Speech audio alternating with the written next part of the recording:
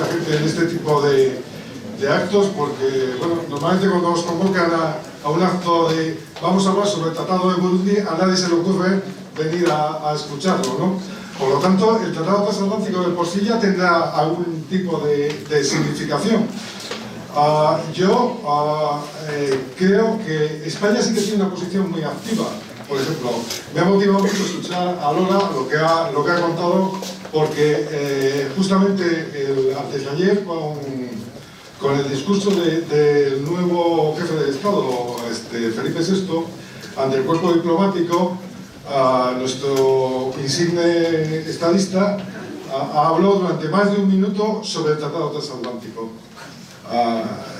Por suerte, si bien el diario Semana, su titular fue Leticia estaba preciosa, pues realmente pues me parece muy bien que estuviera muy guapa y tal. No está mal, puede ser incluso mejor que el del año pasado, porque Juan Carlos en el mismo acto lo que sucedió fue que el titular era el rey ha leído bien el discurso. Fue otro discurso de aproximadamente unos nueve minutos, en los que el 50% del discurso trató sobre el Tratado Transatlántico. Parece ser que esto es poco importante, ya que toda la política exterior que se describe a principios de año en el discurso frente al cuerpo diplomático es poco relevante.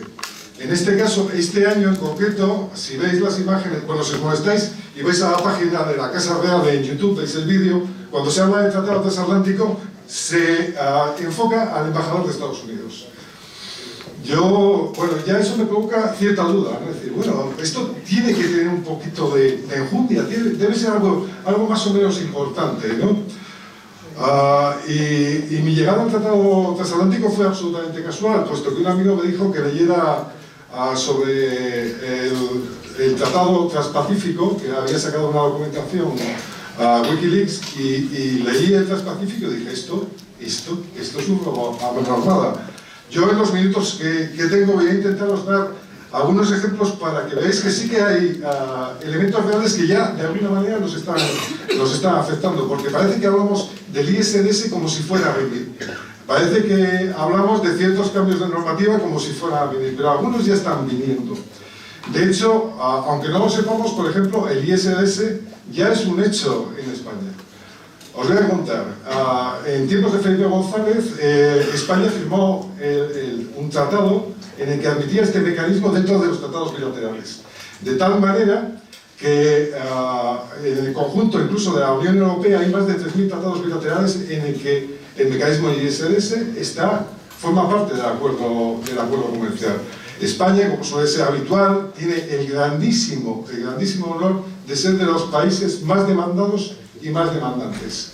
Tiene aproximadamente unas 14 demandas como Estado. Casi todas las demandas provienen del cambio que se hizo en las eléctricas con respecto a la energía verde, y eso en concreto son 13 demandas. Para que os hagáis una idea, la demanda media viene a ser unos 950 millones de dólares, de media. A ver, hay algunas pequeñas de 60 a 70 millones, otras las hay de 5.000, 3.000, 2.000. En cualquier caso, el mecanismo secreto, y no podemos conocer exactamente la cantidad, pero la propia organización nos dice que son 950 millones. Solamente estas demandas que en estos momentos están vigentes y que probablemente puedan ganar a los demandantes nos pueden suponer 10.000 millones de euros. Si a esto le sumamos el regalito del déficit tarifario a las eléctricas, pues nos han costado 30.000 millones de euros tranquilamente. No pasa nada. Aquí lo importante es socializar las pérdidas. Y el TTIP lo que permite es convertir al Estado en un mero recaudador de dinero para poder después habilitar a las empresas privadas cantidades de dinero ingentes y compensar cualquier pérdida que tenga. Porque no solo hablamos que te pueden demandar simplemente porque tú cojas y les quites algo. No, también te pueden demandar por lo que se llama la expropiación indirecta, que consiste en la pérdida futura de beneficios. De tal manera que yo calculo que voy a ganar 1.000 millones de euros por una cosa que estoy haciendo, existe una moratoria como la canadiense, y cojo y demando, porque voy a ganar 1.000 millones de futuro. Coño, ¿los ganarás o no los ganarás? No sé qué va a pasar. A lo mejor te cae, viene un terremoto y te quedas sin instalaciones. No sé lo que va. Pero ellos van a cobrar. De hecho, tenéis un ejemplo claro y no muy lejano de demanda de este pelo, que es el de Florentino Pérez, o el caso Castor, que el gobierno rápidamente ha cogido la cartera y ha soltado 1.300 millones de euros con muchísima facilidad. También quisiera deciros que suponen unas pérdidas de los aranceles, que parece irrelevante, que fue el primer gran argumento de la Comisión para vender las bondades del Tratado Transatlántico. Son 7.000 millones de euros aproximadamente en toda la Unión Europea. Estos 7.000 millones es una manera en que el comercio redistribuía la riqueza de sus beneficios, porque al fin y al cabo los impuestos, al final, es una manera de compensar los beneficios que obtienen y dar una cierta compensación a la sociedad, a través de la cual lo obtiene, porque los estados ponen las carreteras, ponen los medios, etcétera, etcétera, etcétera. Pues por de pronto ya se van a meter 7.000 millones a sus propias cuentas de resultados. Eso ya como un regalo así por encima. Luego creo que también es importante decir que cuando un tratado, el tema del tratado transatlántico os parece muy lejano, en realidad no es tan lejano. Nosotros vivimos en una zona de libre comercio. Europa es una zona de libre comercio. Y todos los que están aquí, estoy seguro que de una manera o de otra han sufrido las consecuencias de la zona de libre comercio, que es la Unión Europea. Estamos hablando de niveles de paro en el primer trimestre de 2013 del 27%. Estamos hablando en el segundo trimestre tercer trimestre del año pasado, el IBEX 35 tuvo el mayor beneficio desde el año 2009. Esto es la zona de libre comercio. Que yo sí creo que existen datos que podrían contradecir los propios datos de la Comisión. En un programa de televisión alemana, porque el TTIP una cosa que vende que va a haber 1 millón de puestos de trabajo va a crear. Le presentaron un estudio que demostraba que iba a haber una pérdida de 600.000 puestos de trabajo al anterior comisario que era Karl de Vos. Esto está grabado en la televisión alemana, posteriormente lo emitió, lo podéis encontrar en internet. Y Karl de Vos cortó la entrevista, porque no sabía ni de qué le estaba hablando. Se fue donde el técnico de turno y tal, y el técnico estuvo un rato mirando el estudio y dijo, no puedo decir nada. Karl de Vos dijo, no puedo decir nada en contra de estos datos. Por lo tanto, sí que hay datos que demuestran que no solo no va a crear empleo, sino que se va a producir una destrucción de empleo. ¿Por qué? Lógicamente, el mercado interior de la Unión Europea básicamente es un mercado entre los miembros de la propia Unión Europea. Cuando entra un tercer estado, un tercer elemento en discordia que va a introducir unos productos en las mismas condiciones que el resto de los miembros de la Unión Europea, va a haber una competencia directa. Si yo compro a Estados Unidos lo que compraba a Francia, evidentemente no se lo voy a comprar a Francia. Esto al mismo tiempo va a producir una deslocalización de empresas y de sectores industriales. Este aspecto me parece muy importante. Vamos a ver, España, que sería en teoría uno de los países más beneficiados por la parte automotriz, habrá sectores como simplemente el alimentario, que por cierto Rajoy ha protestado sobre el tema de las denominaciones de origen en el Tratado Transatlántico, porque los americanos no están dispuestos a respetar, por ejemplo, jamón de jabú y cosas de esas. Lo que quieren es hacerlo en Wisconsin. Al final comeremos un jamón de jabú o de Kansas, con un cerdo que tendrá Dios sabe qué y cómo. Bueno, pues un cerdo. Básicamente tenemos un cerdo. Se me acaba. Sí, lo de la deslocalización. Para sectores que van a perder relevancia. Eso sobre todo va a suceder muchísimo en la agricultura, en la ganadería. Todas estas personas, si bien se está generando empleo por el lado de la automotriz, las fábricas de automóviles, estas personas están trabajando con animales. ¿Cómo coges a una persona que ha estado por las vacas, le metes en una cadena de producción en Guadalajara o en Berlín? ¿Cómo cambias? Y que tiene 50 años, una familia, o 55, una casa, una hipoteca. ¿Qué sucede? Esta persona va a quedar completamente fuera del mercado laboral. Porque nadie va a asumir, los estados no están dispuestos a asumir el reciclaje de esos trabajadores. De tal manera que en realidad, si bien se está creando en algunas zonas de la Unión Europea empleo, en otras se está destruyendo. Todos los informes, sin excepción, que ha presentado la Comisión Europea, en todos hablan de los elementos positivos y nunca hablan de los elementos negativos. Simplemente los obvian. En cuanto a otra cosa que quería dejar clara sobre el ISDS, que parece como si fuéramos a aprobarlo. La Unión Europea, en julio de 2014, aprobó un reglamento que es el 912/2014, en el que, y os lo leo literalmente, se utilizará para gestionar responsabilidades financieras relacionadas con los tribunales de resolución de litigios entre inversores y estados establecidos por acuerdos internacionales donde participe la Unión Europea. O dicho de otra manera, ya tenemos un ISDS para el conjunto de los miembros de la Unión Europea. Sobre transparencia quería hablaros, y en este caso me voy a poner yo por delante porque justo Lola ha estado hablando del tema del secretismo, la transparencia de la Comisión Europea. Yo como sujeto individual he planteado una queja contra la Comisión Europea que he llevado por los mecanismos, digamos, autorizados o normales de una queja, y al final se me ha ido denegando de forma sistemática y sin ningún tipo de argumentación. Al final he llegado a la defensora del pueblo europeo, a la irlandesa, y me ha admitido a trámite esta querella esta queja por mala administración. Hace menos de 2 semanas, Lola dice que entran tan solo 7 diputados, efectivamente, entraron 2 abogados de la defensora del pueblo europeo a exigir los 23 documentos que yo he pedido, porque yo he pedido 23 documentos originales del tratado. Y están clasificados como restringidos, secretos, tal, etcétera, etcétera. La defensora del pueblo ha conseguido sacar copia de esa sala blindada, ha sacado copia de los 23 documentos. Eso sí, ellos iban con 2 abogados y la Comisión Europea presentó 6 personas allí para ese acto. En estos momentos se está estudiando.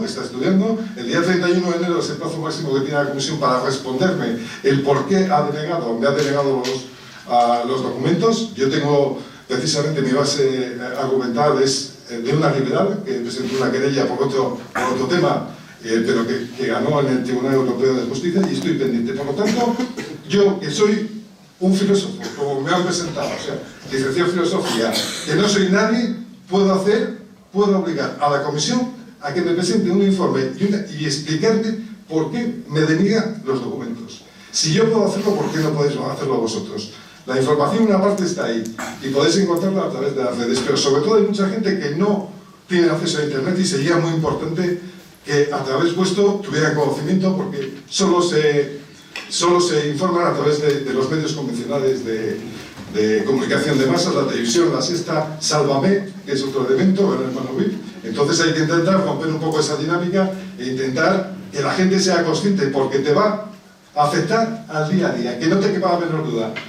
La técnica de la avestruz no funciona, porque el día que se apruebe el tratado, por mucho que metas la cabeza debajo del ala o del agujero, vas a tener consecuencias con otros hijos. Y nada más, muchas gracias por aguantarme.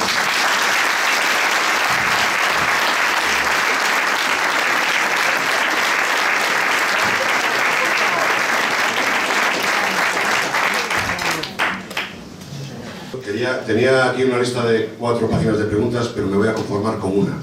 Cuando habéis estado hablando del tema de las posibilidades de salir de la zona euro como alternativa, y tú planteas la imposibilidad de que eso sea efectivo, mi pregunta es la siguiente. ¿Existe alguna alternativa, como los espacios BRICS, en los que países que no se alineen con la posición del TTIP puedan construir un mercado alternativo? El que quieras. Gracias. Muy buena pregunta, porque tiene una relación directa con la importancia global del Tratado Transatlántico. Sí, existe. Astana sería un ejemplo. Por ejemplo, que es la unión... Astana es la unión de Rusia con antiguos países que conformaban la Unión Soviética de libre comercio. Casualmente, el día... Estos son casualidades, lo que voy a decir. Es absolutamente una alucinación mía. El día 1 de enero se aprobó el convenio Astana de libre comercio. El día 5 o 6, el presidente francés, o el día 4, dijo que Ucrania se podía llegar a eliminar las sanciones respecto a Rusia si se llegaba a un cierto acuerdo con Ucrania. Más aún, avanzó y pidió que se hicieran en la capital, donde va a estar la sede de Astana, la reunión en la que participaría Alemania, Francia, Rusia y Ucrania. El día 8, el atentado de París. 8, creo que ha sido el 8, ¿no? Fue el día 8. No hay reunión, no hay nada. Existen alternativas, pero los medios siempre van a impedir cualquier tipo de alternativa. La salida al euro, desde mi punto de vista, no es irracional. Quizás es más irracional la salida de la Unión Europea. Es curioso que Alemania, que sabemos que tiene una potencia feroz, y que al final, independientemente del grupo parlamentario, en esto seguramente mucha gente no esté en mi posición, van a votar como país, como ha pasado en el caso del Tratado de Libre Comercio firmado con Ucrania, donde los verdes, defensores, o sea, enemigos, o bueno, opositores al Tratado de Libre Comercio, al TTIP, feroces opositores han firmado el tratado. Existe la posibilidad de que países como Francia, Italia, Portugal, España, Grecia sumen muchísimo más poder sobre la propia comunidad, sobre la propia Unión Europea y modificar las condiciones que en estos momentos se dan dentro de la Unión Europea. Hablo de países porque no puedo hablar del Parlamento, porque el Parlamento tiene una importancia relativa. Antes no lo nombré, pero en el caso de las arenas bituminosas, el Parlamento el otro día aprobó que no se modificara la ley de calidad de combustibles para hacer aceptables las arenas bituminosas, ya que se van a introducir. Sabemos que son un 22%, pero como no consiguió la mayoría cualificada, no ha servido absolutamente para nada. Sí hay salidas, sí hay soluciones.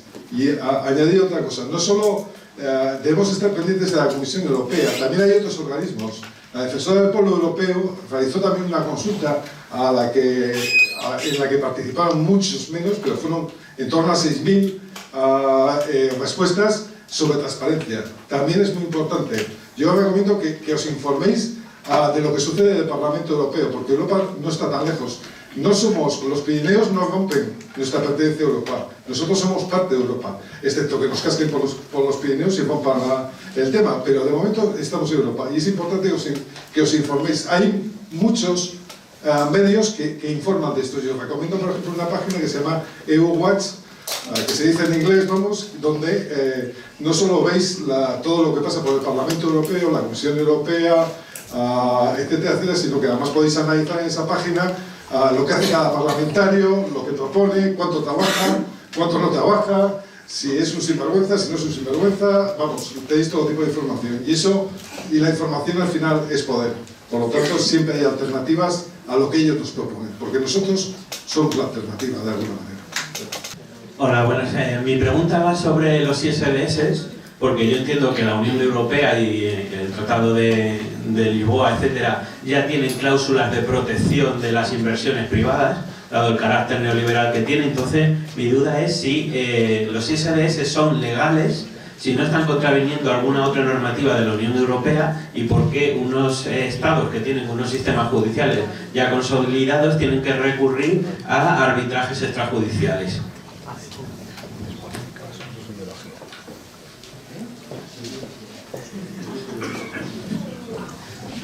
Yo no tengo problema, lo que haga falta. Vamos a ver, el ISDS, antes lo he intentado explicar, no es un mecanismo que sea exclusivo del Tratado Transatlántico. Lo creó el Banco Mundial hace muchísimo tiempo. De hecho, os sorprende, fue Felipe González el que firmó la posibilidad de establecer mecanismos de mediación entre inversores extranjeros. Por lo tanto, ¿es legal? No, es legalísimo. ¿Qué sucede? Que los tratados internacionales, todo lo que se incluye, está por encima de la legislación nacional. Daría igual qué caso estemos hablando, excepto por encima de la Constitución. La Constitución sería la única norma que nos podría salvar de la aplicación de ciertos elementos. Sabemos que aquí rápidamente nos vamos a cambiar una cosita que nos interesa, de hecho de un día para otro ya tenemos ahí el déficit, todo perfecto, pero este mecanismo, claro, es un problema, porque si no lo incluimos dentro de la Constitución, evidentemente va a obligarnos. Pero también os he comentado antes que somos los campeones en demandas. A ver, Florentino, o sea, FCC, todas las constructoras, Repsol, Red Eléctrica con mayoría de acciones por parte del Estado español le metió caña a Ecuador. O sea, no penséis. Para que os hagáis una idea del número de árbitros que se contratan, pues ya sabéis que los árbitros que se utilizan pueden ser abogados que después vayan en contra de las empresas o vayan a favor de los estados, da igual. Ahí es todo un batiburrillo de abogados que se están metiendo 8, 10, 12 millones, 15 millones de dólares por cada caso. Nosotros, realmente España tiene 78, es el tercero, me parece, el número de árbitros. Tenemos un negociazo. España no va a hacer absolutamente nada en contra del ISRS, al contrario, va a dar caña, con lo cual no podemos esperar, al menos de este gobierno, de la oposición existente. Tengo mis dudas, porque si el propio Felipe fue el que firmó la utilización de tratados bilaterales de mecanismos de defensa del inversor, además la defensa del inversor, aparentemente las empresas nacionales no pueden demandar al Estado, pero no os confundáis. El caso que han comentado de Canadá, lo que hicieron los canadienses, que son muy buenos, son listos, que crearon una empresa en Delaware, que no sé casi ni pronunciarlo, donde en una calle hay más empresas que ciudadanos. Esto es curiosísimo. Lo del Estado de Delaware es una cosa de chiste, ¿no? Y entonces fue esa empresa de Delaware la que demandó a los canadienses. Si la empresa canadiense hubiera hecho la demanda, no hubiera podido utilizar el ISRS. Lo mismo pasa en el caso con Australia, de la tabaquera, que fue la sede en Hong Kong la que presentó la demanda. Con lo cual hay muchas trampas, hay muchos problemas, es muy complicado. Lo que hay que hacer es romper el ISRS por donde sea. Y antes de romperlo, lo que hay que hacer es echar atrás el reglamento que se aprobó en mayo, que os he dicho antes, o en junio, donde ya nos lo coloca la Comisión Europea para todos los europeos, incluso aquellos que no tienen tratados, como es el caso de Irlanda, que no tienen ningún tratado bilateral con el mecanismo incluido. Lo que hay que hacer es primero, eliminar ese reglamento del verano, y en eso se encargaría el Parlamento Europeo, que pondría la eliminación de ese reglamento para que no nos la cuelguen. Y después, por supuesto, no admitir el Tratado Transatlántico, tampoco admitir el Tratado de Servicios, el TISA, que es la cara encubierta donde nos va a atizar por el lado de las privatizaciones, de la sanidad, todo lo que hablaba la compañera de medicinas, etcétera, etcétera, etcétera. Porque al final la Comisión siempre te va a decir: no, nosotros respetamos completamente las leyes nacionales. Aquí esto simplemente es para proteger a los inversores, un cambio así, no una especie de tal. Pero claro, siempre respetamos el derecho siempre y cuando, porque esa coletilla se repite. En el documento que hicieron público de la estrategia de la Comisión, que ya se había filtrado un año antes, dice una y otra vez: se respetará tal, siempre y cuando no vaya en contra de los artículos del Tratado Transatlántico. Con lo cual este tratado no puede salir adelante bajo ningún concepto, porque nos va a determinar y nos va a hundir. ¿Vale? Está aquí.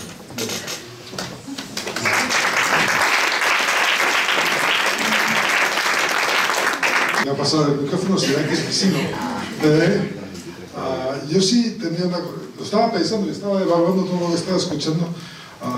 Si os habéis dado cuenta, mi posición no es política.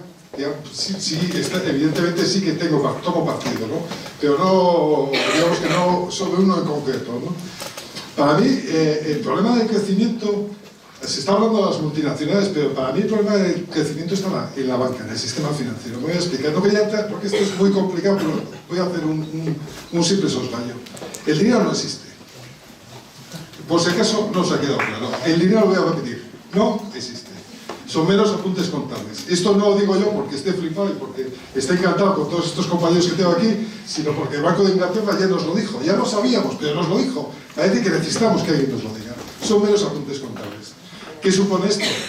Supone que hemos pasado ese desarrollo desde los años 80 hasta la actualidad. Lo que ha hecho es modificar el sistema económico. Y hemos pasado de un sistema económico productivo, de economía real, a un sistema económico basado en la ingeniería financiera. Básicamente, too big to fail, que dicen, ¿no? Y que hemos tenido que sufrir con el rescate de Bankia, etcétera, etcétera, etcétera, o con la generosidad del Banco Central Europeo de soltar 1,4 billones de euros a la banca, como que va a hacer el día 1 de febrero. ¿Y cómo lo va a hacer? Con un dedo. Así de fácil y así de sencillo. A España no le prestó duro y hemos rescatado a la banca, que prestó avales. Entonces, la creación de dinero supone la generación de activos. Para generar activos necesitas crear crédito. Sí, porque el dinero se genera si se genera el crédito, no al revés. El dinero no existe. Si os fijáis en la masa monetaria, el compañero se le dan todos los informes del Banco Central Europeo puntualmente, sabrá que es una mera parodia. Son 4 durillos que hay sueltos para que compremos el café y tal, ¿no? El resto, en realidad, son productos financieros, tal. Entonces, lo que es necesario es cambiar ese esquema. Ser conscientes que el dinero no existe, reducir el tamaño de los bancos, y es una manera de poder controlar esta vorágine de crecimiento incontrolado, porque si no, siempre va a ser too big to fail. Cuando tomará medidas protectivas el sistema financiero, destruyendo el dinero, que es no dando crédito. Pero no importa, porque mientras estemos los ciudadanos pagando a través del Banco Central Europeo el dinero que necesitan para obtener la liquidez y volver a meter el dinero en bolsa, porque el día 2 de febrero veréis cómo la bolsa sube, porque toda la pasta suma 60.000 euros, 60.000 millones al mes. ¡Alegría! Vamos a comprar activos por todos lados y ellos seguirán creciendo. Es normal que el Grupo Santander, no el Banco Santander, tenga en activos lo mismo que el PIB de España. No es normal. Con lo cual, lo primero que tenemos que hacer es reducir esa economía antes de nada y ser conscientes que el dinero está creado y que lo crea el crédito. Cuando nosotros vamos a pedir una hipoteca es cuando se crea el dinero. Cuando utilizamos la tarjeta de crédito, se crea el dinero. No se crea antes de que nosotros paguemos con la Visa. Se crea en el momento que nosotros pagamos la Visa. Eso es una medida, y es tomar la soberanía monetaria, que nos la ha quitado el Banco Central Europeo. No voy a hablar del Banco de España porque no merece la pena, que tenían que trasladarse a un piso pequeño de 50 metros cuadrados para lo que hacen, quedarnos nosotros con el edificio que es nuestro, y eso es lo que es una medida que para mí es fundamental, de inmenso calado. El gobierno que intente llevarlo adelante posiblemente les maten a todos, sí, pero es lo único que puede, desde mi punto de vista, cambiar radicalmente el modelo económico. Ambicioso sí, pero bueno, para eso estoy aquí hoy y lo comparto con vosotros.